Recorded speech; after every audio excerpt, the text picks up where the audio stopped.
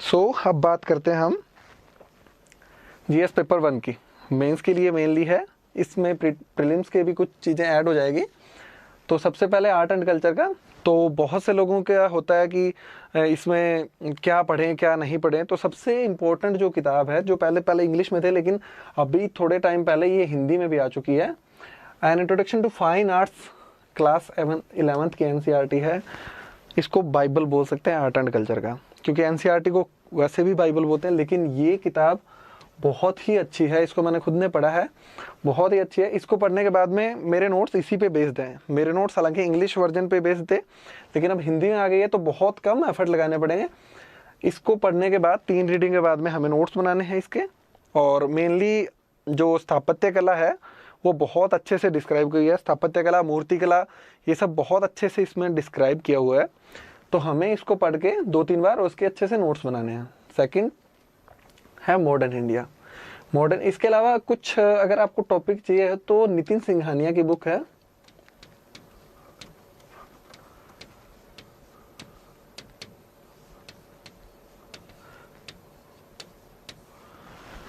उसको यूज कर सकते हैं। कुछ टॉपिक जैसे इसमें पेंटिंग इतना अच्छे से एलेबोरेट नहीं किया हुआ, उसमें से कुछ पार्ट ले सकते हैं।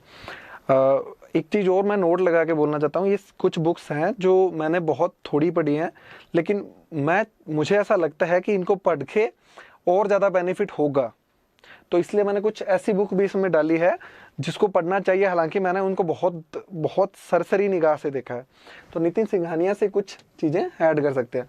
उसके बाद में मॉडर्न इंडिया के लिए अगर हम बात करें तो मैंने सिर्फ एक बुक पढ़ी थी बिपिन चंद्रा की, वो भी ओल्ड एनसीईआरटी क्लास 12th की। बहुत ही छोटी बुक है। अगर हम इसका ओरिएंट ब्लैक स्वान का अगर हम देखें तो सिर्फ 300 पेजेस का इसका मतलब छोटी सी एनसीईआरटी है, लेकिन इतना ज़बरदस्त इसमें लिखा हुआ है, हर टॉपिक इससे क्लियर हो जाएंगे।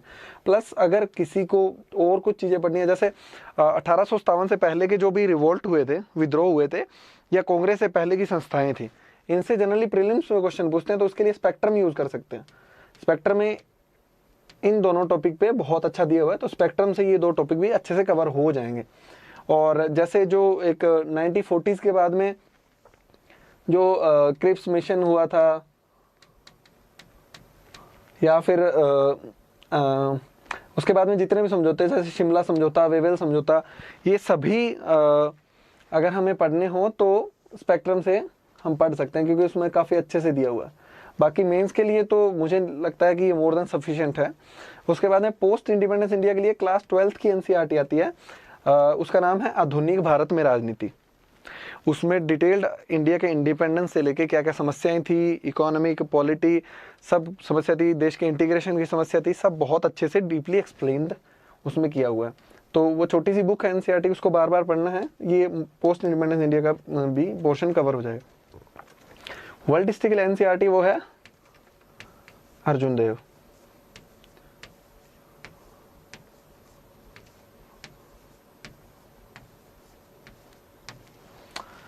ओल्ड एनसीईआरटी है, कुछ इधर उधर से जो मटेरियल होता है उससे और कुछ नोट्स ऑनलाइन से, ये सब करके मैंने वर्ल्ड हिस्ट्री के छोटे से नोट्स तैयार किए थे। लेकिन ये अर्जुन देव जो है, ये रेनेसा से लेके मतलब पूरा का पूरा डिटेल्ड एनालिसिस बताती है। अमेरिकन रेवोल्यूशन, फ्रेंच रेवोल्यूशन, पूरा जो सिलेबस में है डिटेल्ड उसको ये कर देती है। और बहुत थोड़ा सा लिखा हुआ, जैसे वर्ल्ड हिस्ट्री में क्वेश्चन भी आते हैं तो बहुत 150 मार्क्स का आएगा, और बहुत ज़्यादा डीपली नहीं पूछते, वो जनरल क्वेश्चन पूछते हैं।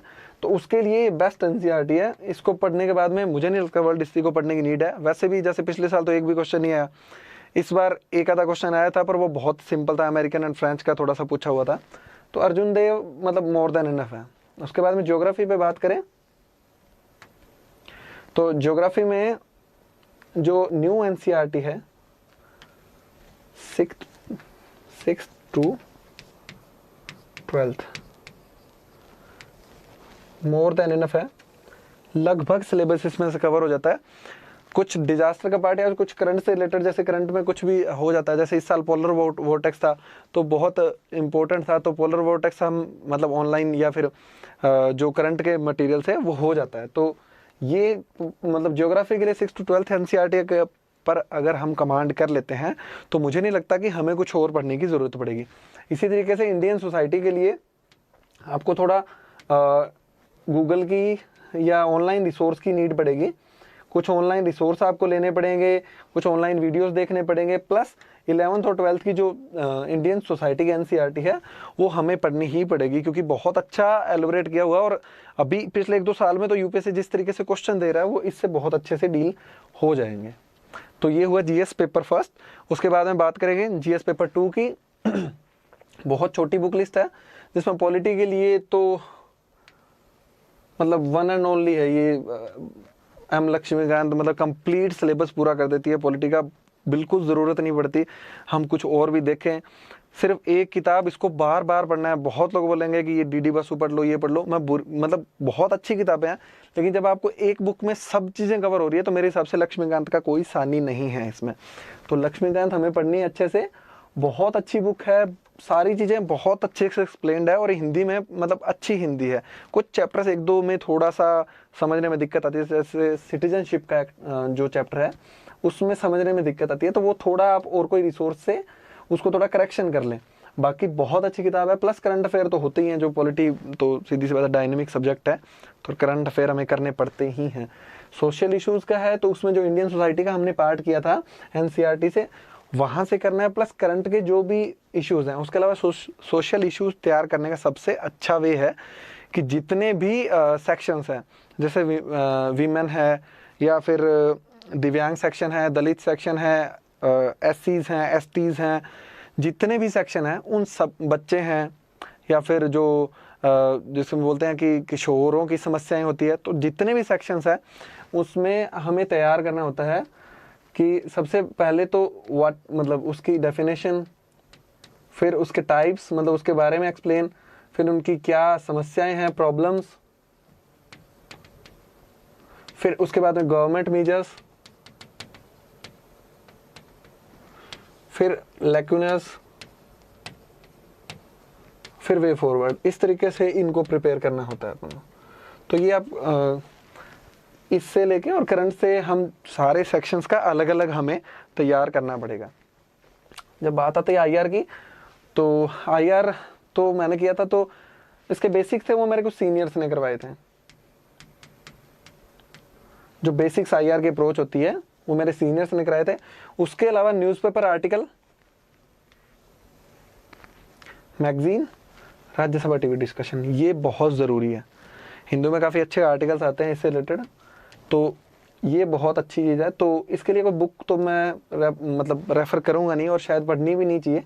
इसकी अप्रोच पता होनी चाहिए, उसके बाद में करंट से उसको अपडेट करते रहना पड़ता है और एक बैलेंस ट्रेंड होना चाहिए। सबसे बड़ी बात है जो MEA है, मिनिस्ट्री ऑफ एक्सटर्नल अफेयर्स की वेबसाइट है,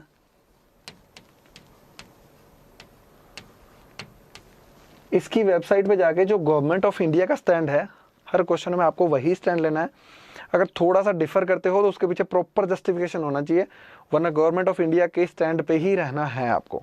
उसके अलावा अलग से स्टैंड नहीं देना कि हम तो नहीं, ये तो नहीं करेंगे, सरकार कर रही है, सरकार गलत है, इस तरीके का स्टैंड नहीं लेना है, क्योंकि देश की सॉवरेनिटी और सिक्योरिटी से रिलेटेड मुद्दे पर सरकार के हमेशा फेवर में रहना चाहिए। तो ये हुआ जीएस पेपर 2। अब हम बात करेंगे जीएस पेपर 3 की। जीएस पेपर 3 में इकोनॉमिक्स के लिए तो वन एंड ओनली मुरनाल सर के लेक्चर्स मैंने किए थे। मतलब एक तरीके से कंप्लीट पैकेज है, कुछ भी करने की ज़रूरत नहीं होती, सिर्फ करंट अफेयर्स को छोड़ के। खैर वो तो कभी ख़त्म होते ही नहीं है, वो तो हमें हमेशा पढ़ते रहने पड़ते हैं। तो मुरनाल सर की जो अप्रोच है, मतलब इतना उनका सेंस ऑफ ह्यूमर, उनका पढ़ाने का स्टाइल मतलब अमेजिंग, बहुत अच्छा है। तो इनके किए थे, प्लस करंट अफेयर से तो हमें अपडेट रहना ही पड़ता है। उसके बाद बात आती है इन्वायरमेंट की। इन्वायरमेंट के लिए एक एनसीईआरटी बायोलॉजी की आती है, इसके कुछ चैप्टर्स हैं जिसमें इन्वायरमेंट के बेसिक्स हमें बताते हैं कि जैसे कौन से घटक होते हैं, जैविक अजैविक घटक, पोल्यूशन, क्लाइमेट चेंज, ये सब। प्लस करंट अफेयर्स है ना, वो बहुत ज़रूरी है, क्योंकि करंट अफेयर्स में जैसे जितनी भी जलवायु परिवर्तन से संबंधित जो भी वार्ताएं होती है, समिट होती है, सम्मेलन होते हैं, COP20, COP21, Paris climate agreement, जितने भी हैं उन सबको हमें करंट अफेयर से करके और उनके अच्छे नोट्स बनाने हैं। प्लस इन्वायरमेंट एक चीज़ बहुत तैयार करने की जरूरत है, जो ऑर्गेनाइजेशन है इन्वायरमेंट से related, plus acts, plus M, ये ऑर्गेनाइजेशन इंडिया और मतलब बाहर दोनों के, और जितने भी एक्ट है इन्वायरमेंट से related, plus personality, plus movement, इन सबको अच्छे से याद करना पड़ेगा क्योंकि इनमें से क्वेश्चन आते हैं इन्वायरमेंट में, हर साल आते हैं और आगे भी आएंगे। तो इन्वायरमेंट की ये अप्रोच है। साइंस एंड टेक्नोलॉजी के लिए मैंने कोई बुक नहीं पढ़ी थी। साइंस एंड टेक्नोलॉजी के लिए इंटरनेट का बहुत यूज़ किया था मैंने, गूगल का स्पेशली, हर चीज़ के पढ़ने के लिए। बेसिक चीज़ें जैसे नैनो टेक्नोलॉजी क्या होती है, ठीक है, मतलब समझ आ गया। अगर समझ नहीं आती तो फिर आपको कोई वीडियो वगैरह देखनी पड़ेगी यूट्यूब का। प्लस करंट मैगजीन और आर्टिकल्स, ये साइंस और टेक्नोलॉजी। जैसे हिंदू में शायद थर्सडे को आता है कोई आर्टिकल, तो उसका मैं हिंदी ट्रांसलेशन देखता था। ये आपको साइंस एंड टेक्नोलॉजी का करना पड़ेगा। कोई बुक मतलब ना ही पढ़े तो ठीक रहे, क्योंकि बहुत आउटडेटेड बुक होती है, बहुत एक्स्ट्रा मतलब जानकारी उनमें होती है, इतनी एग्ज़ाम डिमांड नहीं करता। और इसमें पेपर थर्ड का एक पार्ट है इंटरनल सिक्योरिटी। इसमें भी सेम साइंस एंड टेक का अप्रोच था। इंटरनेट से कुछ चीज़ें की थी, प्लस करंट अफेयर किए थे। इसके नोट्स बनाए थे मैंने खुद से, क्या क्या दिक्कतें हैं क्या नहीं है। साइंस एंड टेक्नोलॉजी और इंटरनल सिक्योरिटी का यही अप्रोच है। एक इसमें डिज़ास्टर मैनेजमेंट का भी आता है, तो वो ज्योग्राफी की एनसीईआरटी है, उससे कवर हो जाता है। बहुत ज़्यादा कुछ नहीं है डीएम में। मतलब हम लोग करंट में जितना भी पढ़ते हैं, कहीं बाढ़ आ रखी है तो क्या उसके लिए हमें मेजर्स लेने चाहिए, इसके 2-3 एक्ट हैं, पॉलिसी हैं, उनको ढंग से पढ़ लें तो मतलब ये कंप्लीट हो जाता है, और ज़्यादा कुछ करने की ज़रूरत तो पड़ती नहीं है। और फाइनली एथिक्स पेपर 4 जो बहुत ही ज़्यादा ज़रूरी है, और इसके लिए मतलब हिंदी मीडियम के लिए तो कम से कम इस पर बहुत ज़्यादा फोकस देने की ज़रूरत है। इसके लिए मैंने ऑफलाइन कोचिंग की थी, 7 डेज़ क्रैश कोर्स, उसके नोट्स पढ़े थे मैंने, प्लस ऑनलाइन वेबसाइट का यूज़ किया था हर टर्मिनोलॉजी के लिए। जैसे जितनी भी है, इंटीग्रिटी, कंपैशन, जो भी इसमें जितनी भी आती है, स्पिरिट ऑफ सर्विस, ये सारे, प्लस एटीट्यूड की डेफिनेशन है, एप्टीट्यूड की है, इमोशनल इंटेलिजेंस है, केस स्टडीज़ है, इन सब के लिए ऑनलाइन वेबसाइट का यूज़ किया था। और जो कोचिंग क्लास मैंने क्रैश कोर्स किया था, उनके नोट्स से मैंने एथिक्स कंप्लीट किया। तो एथिक्स के लिए सबसे ज़रूरी है एग्जाम्पल्स।